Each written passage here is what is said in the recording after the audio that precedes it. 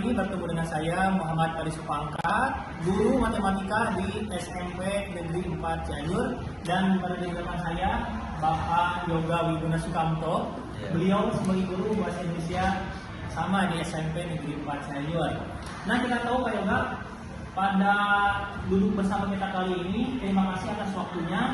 Kita sama-sama berdiskusi tentunya, saling bertukar pikiran tentang pendidikan inklusif yang sudah berjalan tentunya di sekolah kita ini. Kita tahu bahwa ini adalah bentuk anti diskriminasi. Siapapun siswa, dimanapun dia berhak belajar di tempat yang disediakan oleh pemerintah. Kita di sini di sekolah negeri reguler itu sejatinya memfasilitasi gaya anak-anak, ya, baik itu suasananya, gaya belajarnya, ataupun dari beberapa kondisi fisiknya. Tentunya di sini pun juga tetap menerima gitu ya. Ya, baik itu disabilitas ataupun misalkan yang cibi, ada kan yang cerdas istimewa. Ya, itu juga sama. Jadi mereka juga harus memiliki pandangan Bapak nih, atau Bapak sendiri sebagai guru bahasa Indonesia pernah mengajar di kelas 9 sekarang, bagaimana nih tentang pendidikan inklusif yang sudah Bapak jalani di sekolah ini gitu. Baik, terima kasih Pak Faris atas kesempatan yang telah diberikan terkait dengan pendidikan inklusi ya. Betul, saya sepakat apa yang sudah disampaikan oleh Pak Faris bahwa pendidikan inklusi itu layanan pendidikan yang katakanlah menyamaratakan kepada seluruh siswa mempunyai hak yang sama untuk belajar, sekalipun ada siswa yang mempunyai keterbelakangan mental atau katakanlah lebih halus kita sampaikan anak berkebutuhan khusus. Nah, antara anak berkebutuhan khusus dengan anak yang reguler yang biasa saja ini tidak boleh ada sekat pemisah. Artinya mempunyai hak yang sama, bergaul, bersosialisasi, berinteraksi sosial itu kita harus betul-betul tidak boleh membeda-bedakan. Tapi betul antara anak berkebutuhan khusus dengan anak reguler itu kita harus menyamakan. Gitunya, tidak boleh misalnya mengesampingkan, membeda-bedakan dari sisi belajar ataupun pergaulan, tidak boleh. Itu harus mempunyai hak yang sama, baik secara belajar maupun bergaul dengan siapapun. Dan pendidikan inklusi ini penting agar tidak ada kesenjangan antara anak yang misalnya katakanlah mempunyai kekurangan baik secara fisik maupun cara berpikir dengan anak yang biasa-biasa. Nah, tujuannya adalah memberikan nilai edukasi bagi anak-anak tersebut, terutama anak-anak yang biasa, kepada anak untuk saling menghargai, menghormati, kemudian saling bisa membantu satu sama lain. Begitu. Kita tahu Pak Yoga, maaf saya potong, bahwa di sekolah kita untuk saat ini berdasarkan data itu tidak ada siswa yang memiliki disabilitas. Tapi kita tahu di asesmen awal kita sudah melihat bagaimana gaya belajar anak sangat beragam. Nah, tentunya juga kan pasti disiasati oleh Pak Yoga sendiri sebagai guru Islam, bagaimana cara mensiasati pembelajaran tersebut agar semua siswa itu bisa merasakan nikmatnya belajar tanpa dibedakan. Ya, begitu ya. Kalau saya sendiri, misalkan saya mengecek di asesmen awal untuk pola pembelajaran berdiferensiasi Pak. Jadi nanti anak ada yang misalkan senang di audio, nanti diarahkan ke ya ada yang kayaknya audio, atau senang di tekstual, jadi diarahkan dulu untuk ngasih dia beberapa bacaan. Nah, mungkin juga terjadi di Bapak pengajar ya. Memang sebetulnya secara sisi akademis, kualifikasi akademis itu memang harus ada guru pendamping. Betul. Tapi tidak ada salahnya kita sebagai guru biasa, guru reguler juga untuk bisa artinya merangkul untuk bisa melaksanakan sistem pendidikan inklusi ini.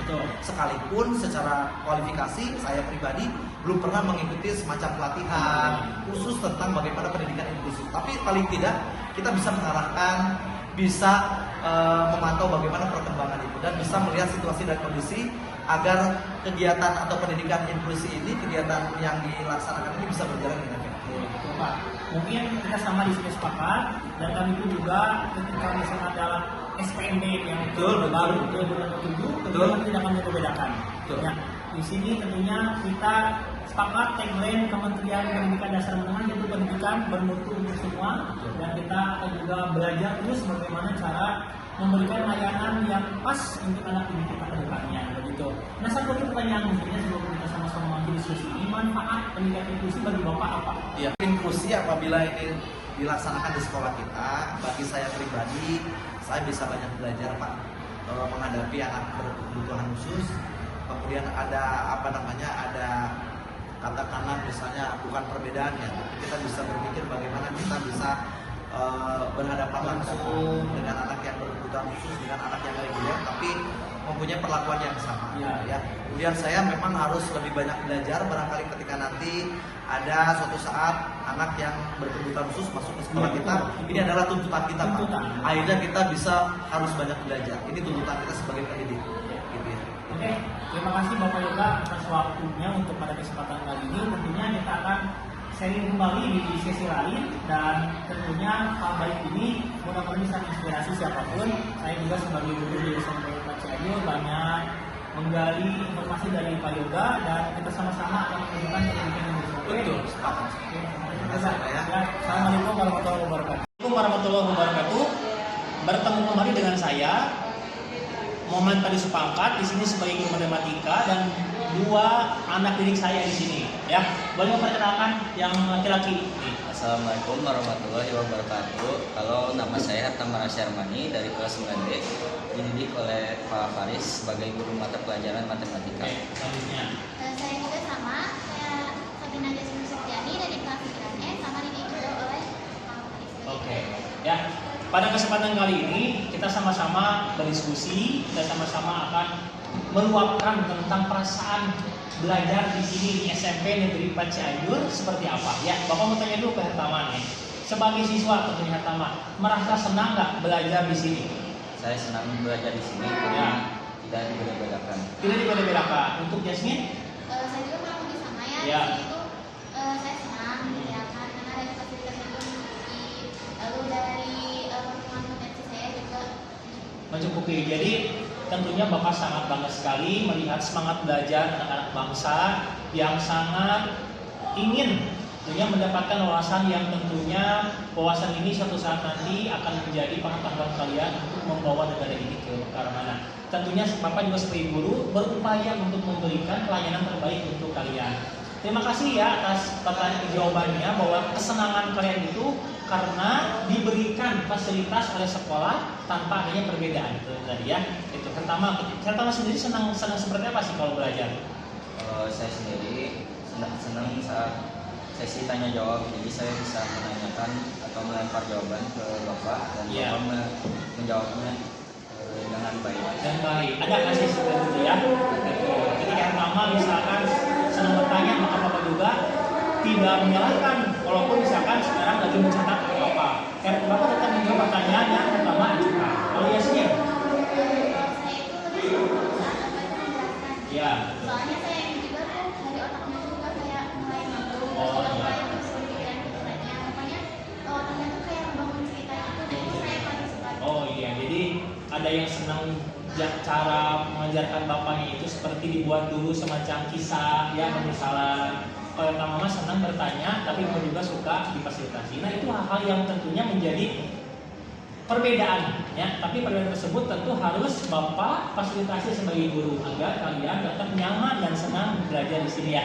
Oke, satu pertanyaan lagi untuk yang kedua, tentunya bagaimana harapan ke depan sebagai seorang pelajar nih? Maaf ya kalau misalkan ada teman kalian suatu saat nanti misalkan kalian SMA ya atau dimanapun mendapatkan teman yang maaf ya misalkan berkebutuhan khusus. Nah, bagaimana nih pandangan Pertama atau Yasmin yang teman kalian berkebutuhan khusus? Apa yang harus dilakukan sebagai teman melihat situasi teman kita yang mau belajar tapi dia berkebutuhan khusus, misalkan maaf ya dia misalkan tidak bisa berjalan pincang atau misalkan apapun kondisi kebutuhan khususnya, bagaimana di pandangan pertama sebagai seorang temannya? Bagaimana? Kalau menurut pandangan saya sendiri, saya akan berinisiatif untuk membantunya seperti yang tidak bisa melihat, saya akan membantunya. Layak dia juga belajar sama di sekolah negeri? Tentu layak, Pak. Di negeri layak ya. Gitu. Kalau Yasmin bagaimana? Kalau saya sendiri tuh harapannya yang pertama itu keluarga itu terpenuhi ya, Iya. dari misalnya dari keluarganya, terus juga dari sekolahnya gitu. Jadi Iya. saya ingin memastikan kalau misalnya kita terpenuhi gitu. Terus setelah itu dari pembelajaran juga gitu. Misalnya di Akuta ya dikasihkan yang Netra ya misalkan. Oh dikasih fasilitas beriris sama sekolah. Bapak juga nanti belajar untuk mengarahkannya. Atau enggak kalau misalnya yang misalnya yang pendengaran Di pendengaran berarti pakai apa? Pergerakan tangan. Ya. Tapi kita kan menerima kan? Bisa. Tapi kita menerima kan? ya tetap menerima teman kita yang berkebutuhan khusus untuk sekolah di Ridho, karena pada hakikatnya dimanapun kita sekolah mereka punya hak yang sama. Sepakat seperti itu? Oke, itu aja mungkin kalau seperti itu. Terima kasih atas waktunya Kak Yasmin, semoga tetap menjadi siswa-siswi yang semangat belajarnya dan suatu saat nanti kalian akan menjadi penerus bangsa luar biasa ya. Terima kasih. Itu kesempatan saya bisa diskusi dengan siswa-siswa hebat. Mudah-mudahan kita bisa ketemu kembali di lain waktu dan diskusi kembali ya. Assalamualaikum warahmatullahi wabarakatuh.